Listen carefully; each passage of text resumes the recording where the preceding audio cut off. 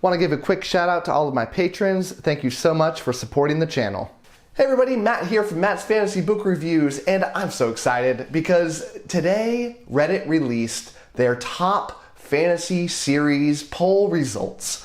And I love this thing. They release it every year or two, and I have special attachment to this because when I first really started getting into fantasy, I didn't know anything about it. So I went to Reddit, I typed in what are the best fantasy novels, and there was this amazing chart with many hundreds, if not thousands of people that had voted to tell me what I should read. So I just straight up went down that thing from top till, you know, I read like 20 straight series out of this.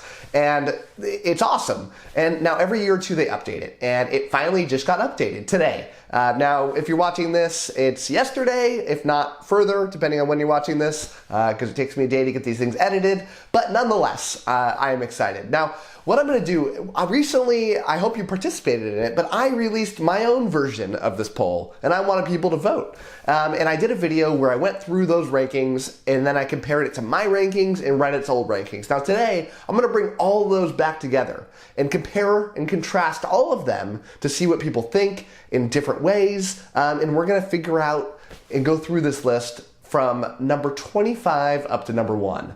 So let's start with number 25, and it is The Expanse. Now I know The Expanse isn't fantasy, but our fantasy does allow sci-fi, and there are a few that slip in there. So The Expanse is by James S.A. Corey, so Reddit had it ranked at number 25. It has moved up one spot. It was at number 26 a couple years ago when they last did their poll.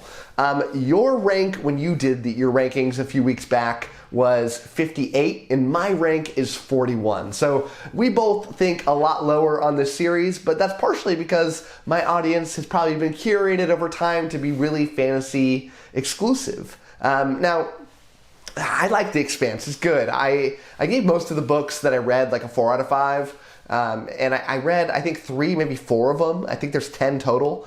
And I just didn't get enough out of it to really keep me compelled into going. I will go back eventually and get back in the series, but I kind of got burnt out a little bit, and I didn't want to end up hating it. So I liked it, didn't love it, and that's why I ranked it down at number 41. So number 24 is The Dark Tower by Stephen King. This was previously 24, so it has not moved an inch. You have it ranked pretty high, though. You have it ranked at number 16, so much, much higher. And I have not read this. I actually plan on starting The Dark Tower in about a month, maybe 2. I'm going to read The Gunslinger. I am skeptical on whether I'm going to like this or not because I haven't loved my Stephen King forays before, and I've been reading like some of the best of his fantasy-type books. But we'll see. I will remain totally open-minded, and hopefully I agree with you on this. Hopefully I'm more on your side than Reddit's side. Then is Piranesi. This is by Susanna Clark. This is at number 23. This was number 59 and has moved up an impressive 36 places. You have this ranked down at number 58, and I have not read this. I don't know if I'm going to read it. It doesn't look like my kind of book. And I've said that before on books that looked too whimsical, too out there, not epic, not dark, not my kind of book. But, you know, even though I have a preference for a certain kind of books, that doesn't mean that I'm closed off to other fantasy books. I mean, I really like Legends of the Lattes, for example. I really liked The House on the Cerulean Sea. Now, these books are probably nothing to do with Piranesi or very different style, but what I know of Piranesi, it feels like it's not going to be my jam, but I don't know if I'm going to read it. If I do, it's going to be years down the line. We'll see. So moving up to number 22, this is The Witcher. This is by Andrzej Sapkowski. I hope I'm saying your name right. Like you're watching this. You're not watching this. I can say whatever I want. This has moved down 2 spots. It was at 20 at the last time. You have it ranked agreeing with Reddit at number 22, and I also have not read this. I will be reading this soon. I'll be reading this within the next couple months. I'm going to start my journey into The Witcher. I think I'm going to do audiobook, and because I have the audiobooks already, so It makes it a lot easier, and it doesn't seem overly complicated, and audiobooks can get complicated when they get too epic in scale with tons of characters, so I'm hoping I like that journey, but we'll see. I kind of thought The Witcher would keep going up because of the Witcher series, but maybe the 20 that was spiked up before was because of the series, and now there's some skepticism on the series with the lead actor leaving, so perhaps that has played into it dropping, not rising. So, number 21 is The Locked Tomb by Tamsin Muir. This was 20, so it would have moved down one spot. You have it ranked at 67. I have it ranked at 58. Neither of us like this that much. I really didn't like it. Now, I have it ranked, but this is very low. It's one of the lowest ranks. I mean, I haven't read that many series. I think I've read like 60-something series. It's way down on there. I did not like this book. In fact, I DNF'd it with like 50 pages to go because I could not bear through pushing through to the end. I hated pretty much everything about this book. Now, I get what people like about it. Not for me. Definitely not for me. Not written for me at all. But yeah, there are tons of people love this. I get why. It's not a head scratcher on why. There's some fun aspects to it. It's just a little too, I don't want to be too rude. Not my kind of book. I will leave it at that. So number 20 is going to be The Earthsea Cycle by Ursula K. Le Guin. This has moved down 3 spots. It was at 17 on Reddit's last time. You have it ranked pretty similarly. You have it at 24. And again, this is I have not read. I don't know if I'm going to. This is a more YA kind of story. People get upset with me when I call things YA. I'm not like criticizing it by saying it's YA. It's just, it's written for that kind of audience. And my guess is, if you read this, you probably read it when you were a young adult. Funny how that works. But yeah, it doesn't super appeal to me. YA sometimes works for me, and just generally it doesn't. I like things darker. I like things more adult. It's just my personal preference. But yep, that's me. That's me in a nutshell. So then number 19 is The Broken Earth by N.K. Jemisin. This has moved down 5 spots. Yes. It was at 14. You have it ranked at 41. I have it ranked at 59. I hated this book so much. Oh my God, I hated this book. It's one of the most hated books that I've ever read. I hated everything about it. It's just, if you want to see my review, just Google it or click right up there and I'll put a link to it. But yeah, it's just, that was a rough experience and I don't really want to think about it anymore. So let's move on. And moving on to number 18 is The Murderbot Diaries by Martha Wells. This has not moved at all. It was previously 18. You have it ranked down at 115 and I have it ranked at 40. So yeah, it's good. Not great. And I feel like the series is going downhill a little bit, not because it's getting worse, but because it's getting the same thing. And I hate that. I like things to be fresh. I want me to get surprised in new stuff. I hate when books get into this, retread. And I feel like that's what's happening with the series. And maybe you ranked it lower because, this is sci-fi and I didn't ask you to rate sci-fi. So that's my guess because I don't really hear too many people hating on Murderbot. And I hear anything from it's okay to it's awesome. Murderbot himself is very cool, but I felt like over time, I've disliked his character a little bit more and more. He's getting too cool for school. I liked the original kind of shy Murderbot, but I'm going to keep reading the series though. I'm not done, and hopefully things turn around a little bit for me. So then number 17 is Cradle by Will White. This has moved up 5 spots from 22. You have it ranked at 17. I have it ranked at 10. I love Cradle. Cradle's awesome. Will White's awesome. It's just such a fun series. That's just like the definition of fun. Is it the best written series of all time? Oh, gosh, no. It's, the writing quality is not amazing. The plot's awesome. The characters are fun. The plot is just very fun. And I'm a sucker for progression fantasies where the character gets stronger and stronger over time. I love that kind of thing. And this is the granddaddy of it. And maybe not granddaddy because it's a newer series. It's not even done yet. It's going to be done later on this year, and I'm very excited to read it. I thought the second to last book was not awesome, but almost all of the books I've ranked a 4 or 5. And so, yeah, if the last book ends up hot, it's going to be a top 5, 6, 7 series for me of all time, which is really, really, really good. Then at number 16 is The Dresden Files by Jim Butcher. This has moved down 3 spots from 13. You have it ranked at, what do you have it ranked? You have it ranked at 14, I have it ranked at 42. I don't love Dresden Files. I don't love Dresden. And Dresden is just not an appealing character to me. And I've disliked him more and more as I went along. A lot of his character traits just became kind of unforgivable to me. And I kept kind of reading the books because I was listening to audiobook, and the audiobook narrator is awesome. Just such an awesome voice that it really kept me going. But if I was reading the physical books, I would have ended way sooner. I read like 10 or 11 of these things.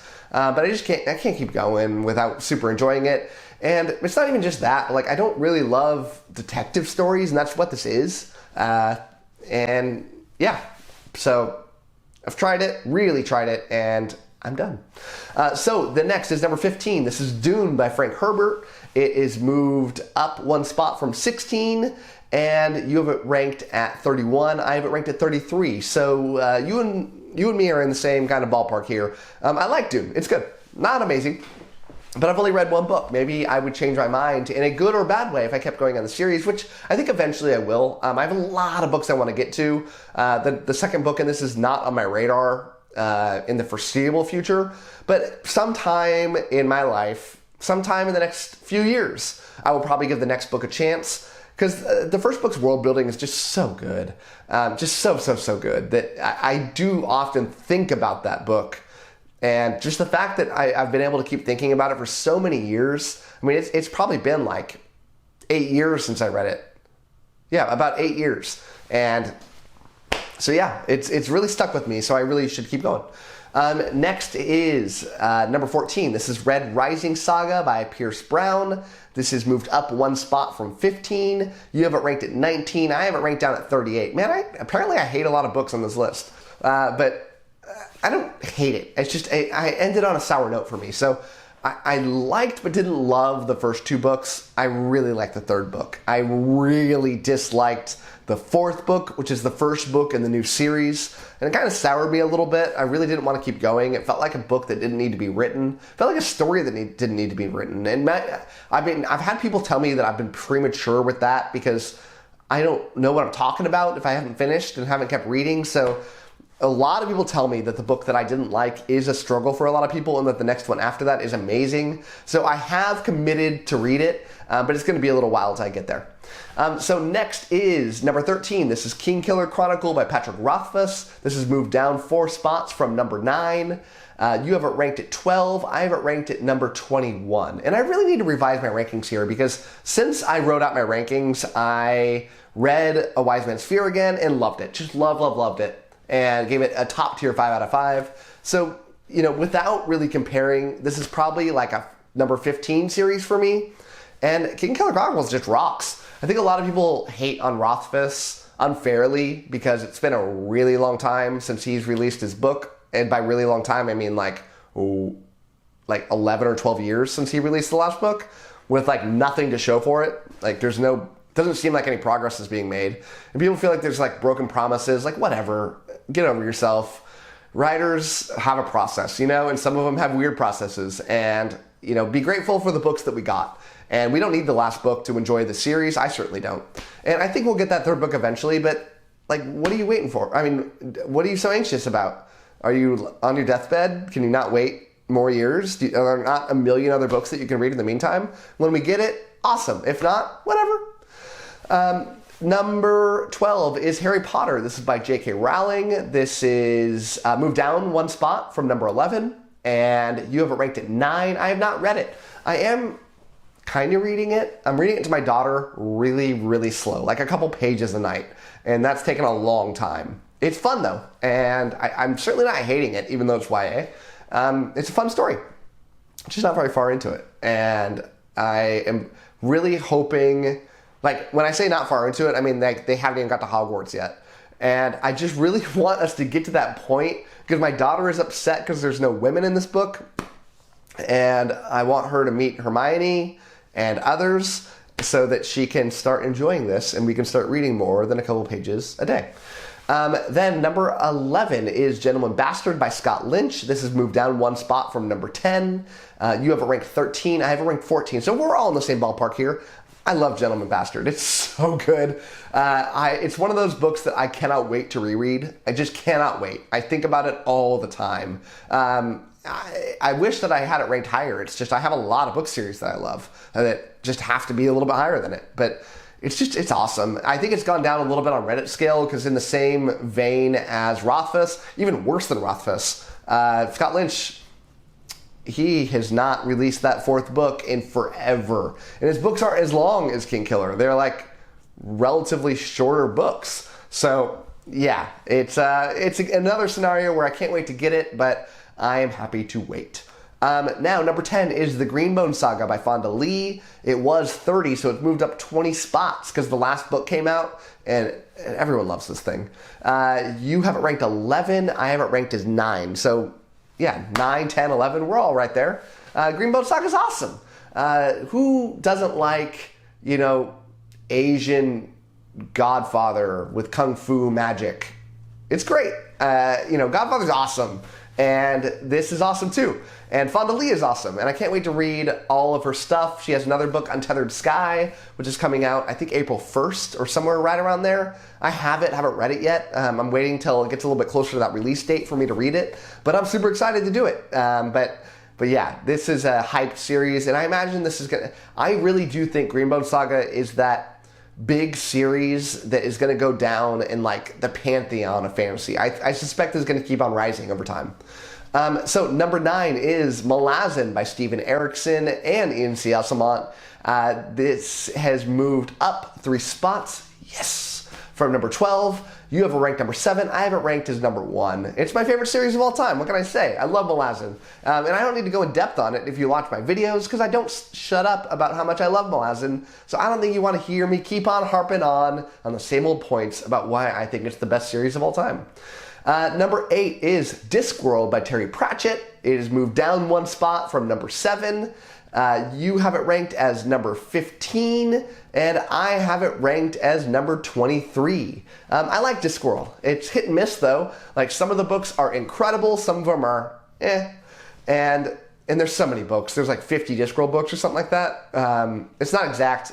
It's in the 40s, I think, and they're short, so don't think super daunting. But Discworld's really funny. It's like the funniest, consistently funny fantasy series. Awesome satires, really deep kind of philosophy somehow mixed into there. Terry Pratchett's just a genius. Very sad that he passed away, because I wish that we could just keep getting Discworld books till the end of time. And sadly, that's just not the way it's going to be. Number 7 is Realm of the Elderlings by Robin Hobb. This has moved up 1 spot from number 8. You have it ranked as number 8. I have it ranked as number 4. I'm obsessed with Realm of the Elderlings. Just so good. And for a book series that doesn't have like the most amazing plot in the world, it's got the greatest characters that have ever been written. The prose is just perfect. I love the character growth more than anything. It's just amazing. I mean, Robin Hobb can write her butt off. If you haven't given this a shot, what are you doing? It's so good.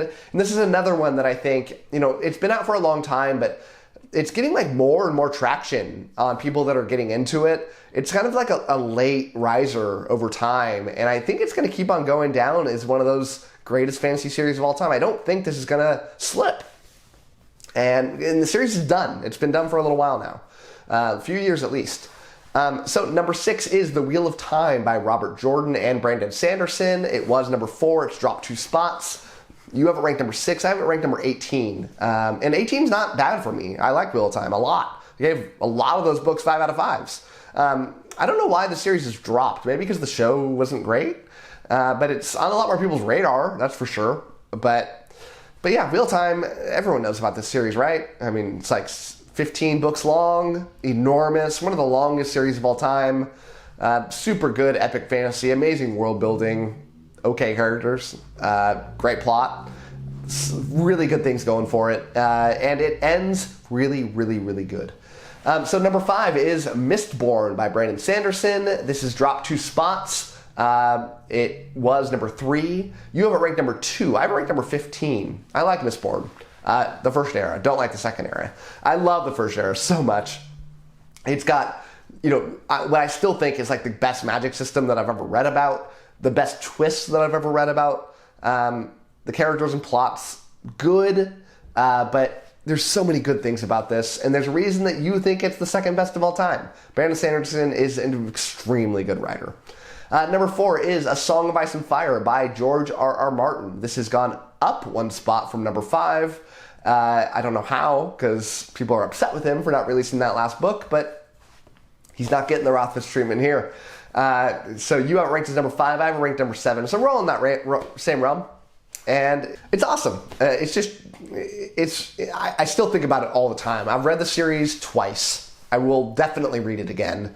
I think about it a lot. And, I really think that when I read it again, I'm going to like it even more because, there's this recency bias to a lot of books that I read. And I try to compare it to A Song of Ice and Fire. And I'm like, it holds up. It's better, it's worse, But I feel like when I'm going to read it again, it's going to remind me how incredible it is, how great the world is, how great the characters are, how great the twists are, how great everything is. It's just that the last 2 books in it were not the same quality as the first 3.